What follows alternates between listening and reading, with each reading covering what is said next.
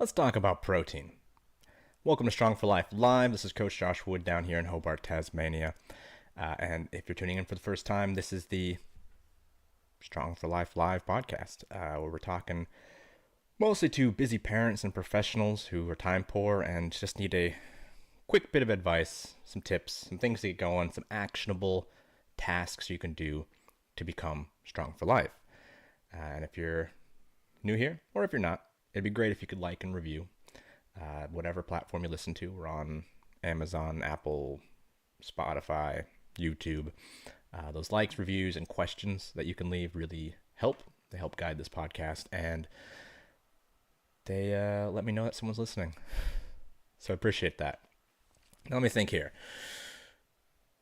No big announcements. There's a couple of projects in the works. We're doing intake for the next 90-day program now. There's a few options there. So if you're interested in learning more about how you can become leaner, stronger, more capable for life in 12 weeks, hit me up. Send me a question. And then there is a new program on the way, but I can't tell you how long it's going to take for me to develop that. So something to keep in mind. So let's get into it.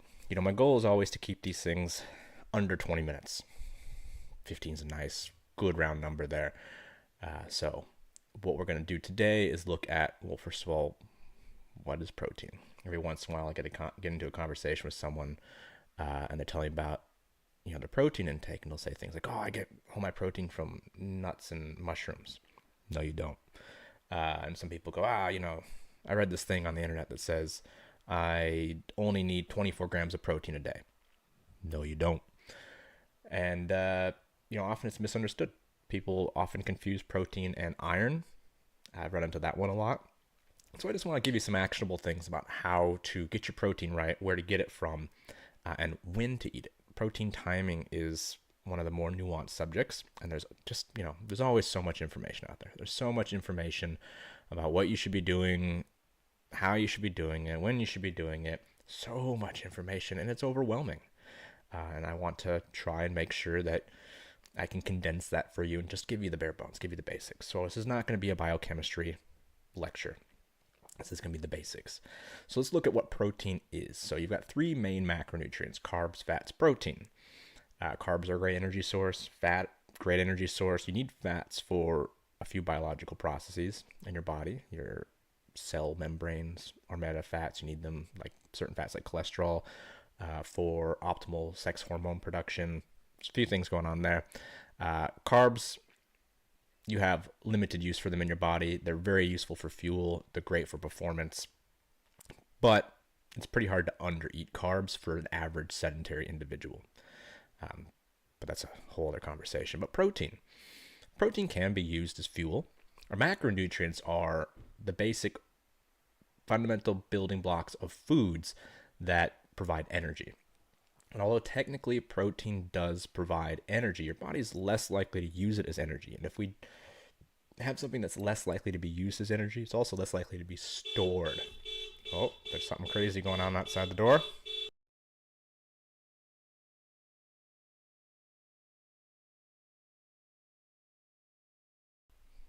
Someone's car alarm was going off. All right. So there are things like macronutrients like protein that are less likely to be stored because they're less likely to be used for energy because they're building blocks. It's like if you're going to build a house and you have the option between big hardwood aged timber logs and fresh cut pine, well, you can use pine very easily to build a roaring fire and keep your house warm. But you're going to use the more stable and sturdy building blocks to create the structure. Your body's going to use protein for a lot of its structures. Hair, skin, and nails, protein. You know, everything that makes your body solid is mostly proteins. Your bones. People get caught up in the, oh, I need calcium for my bones. And you do. You do need minerals for your bones. But what actually makes your bones rigid and hard and upright is collagen, which is a protein. And that's the same protein that holds your skin onto the structure underneath and stops it from sagging. Your collagen breaks down over time in your skin, and that's where you get droopy skin. So proteins give us structure. And then if we look at the muscular system, Muscles are the things that allow us to interact with the world. If you didn't have muscles, you'd be a jellyfish. Well, if you didn't have bones, you'd be a jellyfish. If you didn't have muscles, you'd be unable to move or interact. Muscles are what move your eyes. Muscles are what move your mouth. Muscles are what allow you to interact with the entire world around you. You need muscle. And every single day, even if you're not an athlete, even if you're not super active, you are breaking down muscle tissue, and your body has to replenish that and repair it. So you need protein. And if you're active, you need more of it. And if you want more muscle mass, you need more of it. And so a neat little stat I heard many years ago was, if you take out your muscular system, because every once in a while I'll talk to someone and they'll be like, well, it's just muscles. I don't want to focus on that. It's like, well, if you take away your muscular system, the muscles in your body, you'd only weigh about 10% of what you weigh now.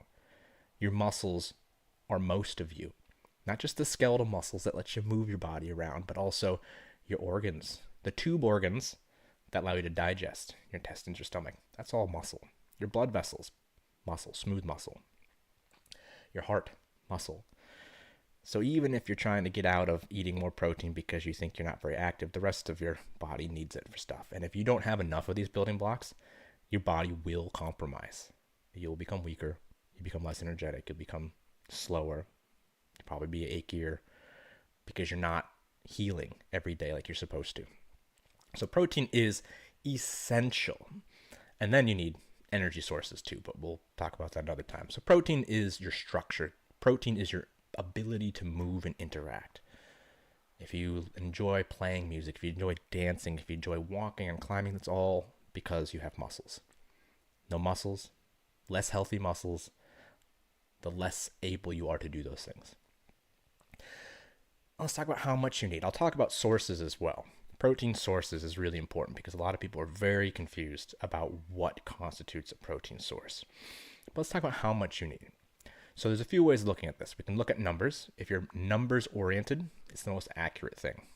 If you are averse to numbers and calculating and quantifying, you will be less accurate in your estimation of how much you're taking in and how much you need. But let's look at the basics.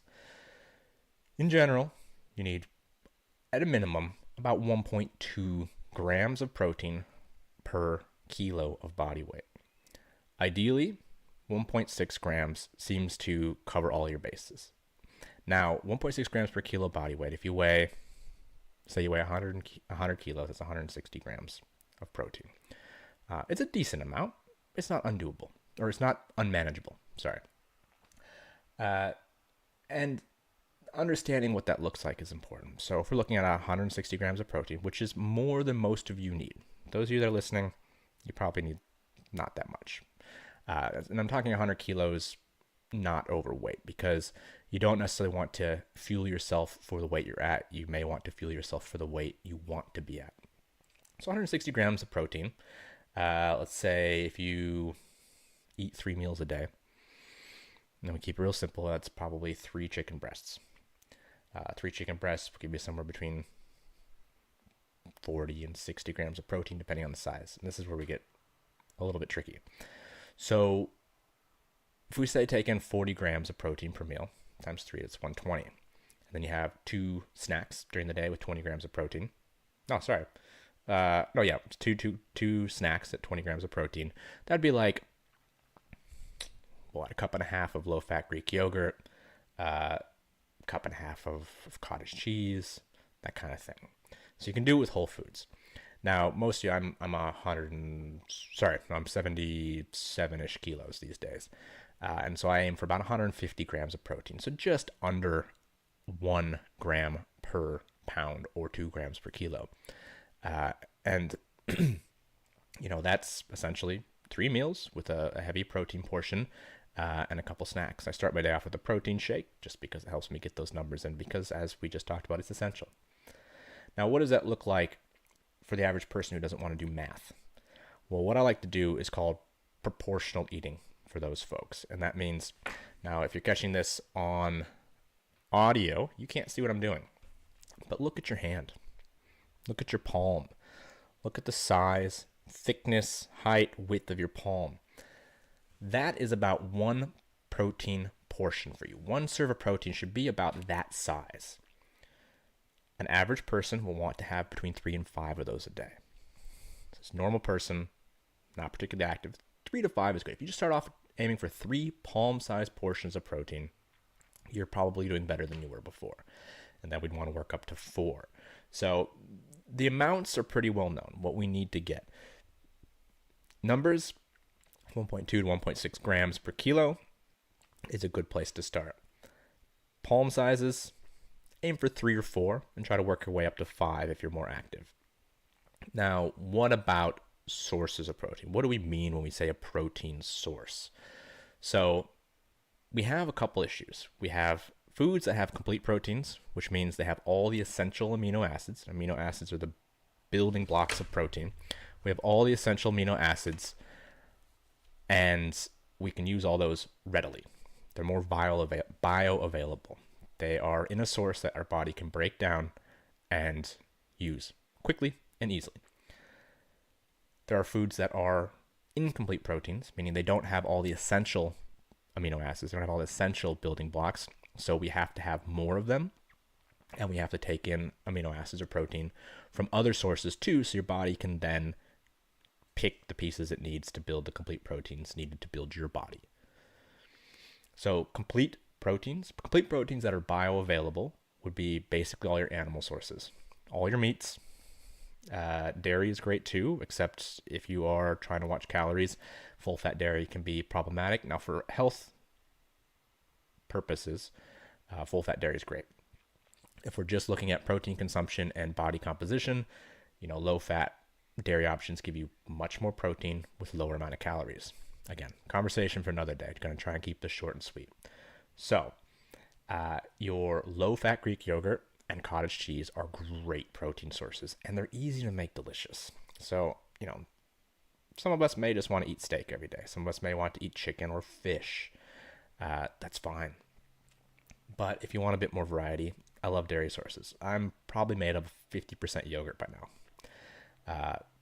Low-fat Greek yogurt's awesome. There's high protein variations too, and you usually get 15 to 20 grams of protein per cup of yogurt. And I like to take that or cottage cheese, which is higher in protein, usually 30 grams per cup. And I just chop up some fruit or thaw some frozen berries and put a little drizzle of honey on that. Awesome. Maybe a sprinkle of cinnamon. Great.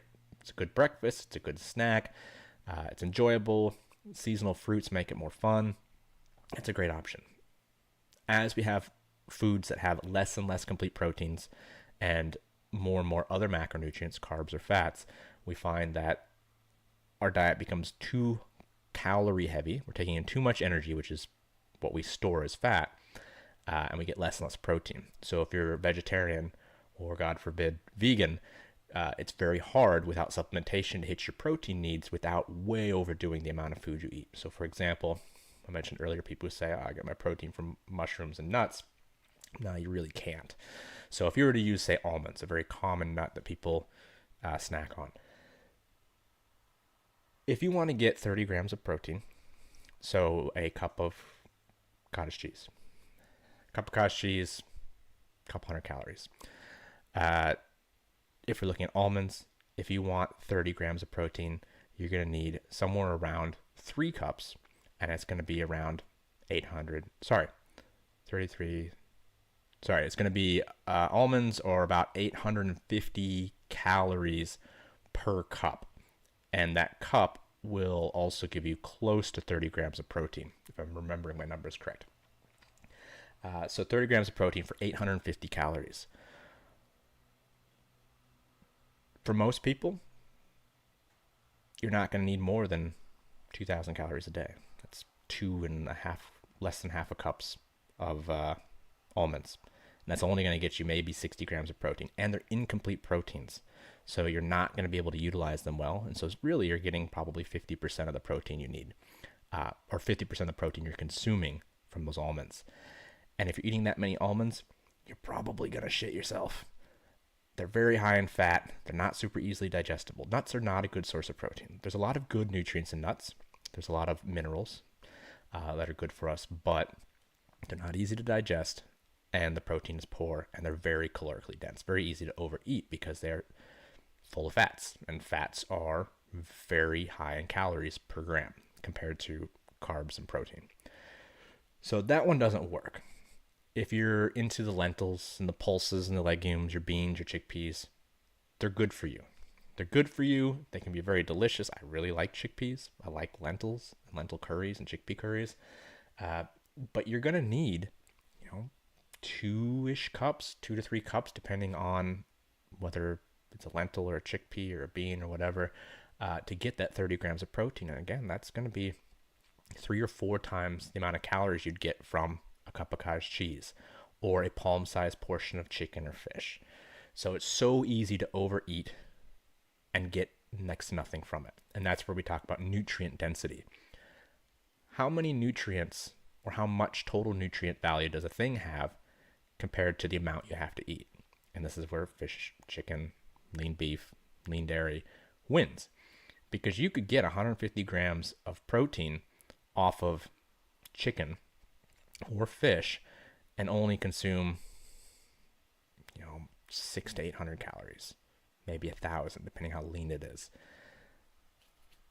That's incredibly nutrient dense, incredibly protein dense. But you won't get anywhere near that with your vegetable sources. So vegetable sources, plant sources of proteins, are additional fun. They're supplementary. They're not going to get you where you need to be, but they can be filling. They can have other health benefits, but don't rely on them for primary protein sources. And if you're a vegetarian or vegan, you're going to have to look at supplementation to hit that optimal range without over consuming. So the source of protein makes a big difference. So we've looked at how important the protein is, making sure that you understand why you need it and how much you need, and then where to get it from. So you only need 3 palm-sized portions of chicken, fish, beef, lean pork, lean dairy a day for most people to get to a good amount of protein consumption. But from vegetable sources or plant sources, you need way, way more, and it puts you over calories, and then you start to gain undesirable weight usually. Let's talk about the last little piece of this, is timing. The average person doesn't need to worry about timing. If you are a athlete, someone looking at trying to optimize your body composition, meaning getting as lean as you can and maintaining as much muscle mass as you can, nutrient timing does matter. Ultimately, the most important thing is just getting enough protein across the day. If you're into intermittent fasting type stuff, just get your protein in. If you want to eat one meal, if you got a 4-hour feeding window, no worries. Get it in. You're going to do pretty good. If you really want to optimize your body composition and look as lean and jacked as possible, timing does matter. In general, if you get at least 20 grams of high quality bioavailable protein, whether it's from supplements like whey or whether it's meat or dairy, you're going to trigger muscle protein synthesis. It has to do with hitting a threshold of one of the amino acids called leucine. Not going to get into it. But if you get around 20 grams per serve, you trigger muscle protein synthesis, the building of new muscle tissue. And the more times a day that you do that, the greater amount of that protein is going to go towards building new muscle. If you don't hit that threshold per feed, you don't trigger muscle protein synthesis as much, and you're less likely to build muscle. So hitting that threshold of at least 20 grams as many times a day as you can, I think most studies show that anything over 7 feeds a day doesn't seem to make any difference. But if you're doing 3 to 5, 3 meals and 2 snacks of at least 20 grams of protein, you're going to trigger more muscle growth than you would otherwise. But as long as you're getting your minimum needs, you're still going to maintain decent muscle mass and be fairly lean. When it comes to consuming stuff around exercise, you want to get some protein in within, say, an hour-ish before training so that your body has those amino acids to use right away. Because if you take a supplement right after training, it takes some time to get into your system. So pre-protein is going to be in your system as you're training and as you finish up. And then as long as you eat a nice balanced meal within an hour or 2 hours is fine, after training, you're still going to maintain and develop decent muscle mass. Now, I'm not talking about all the intricacies of bodybuilding. I'm just talking to normal people who are just trying to be fitter, trying to be stronger, trying to have a little bit more muscle.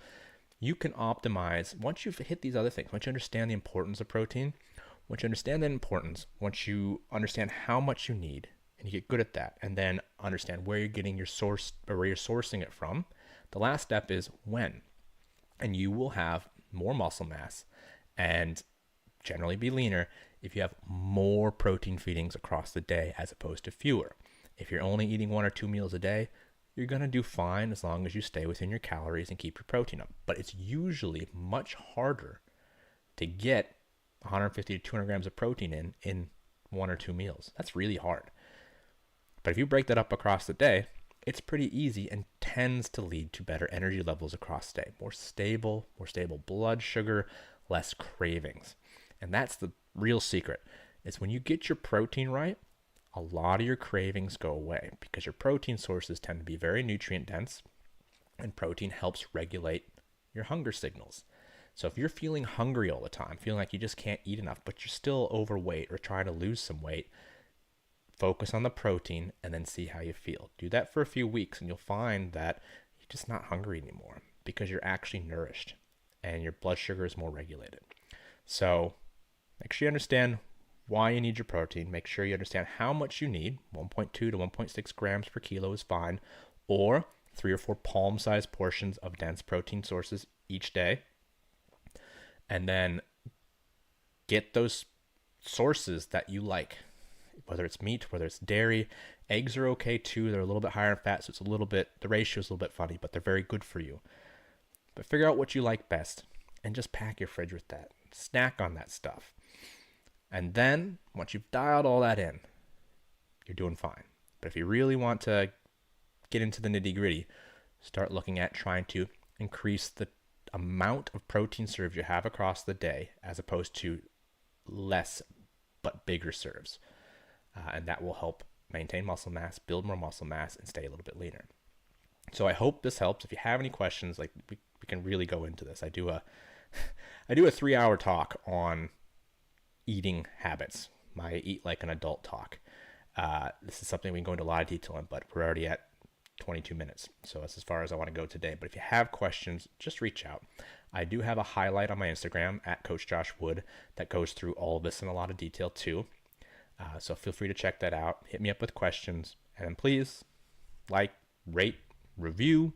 Let me know what you think. And until next time, enjoy your week.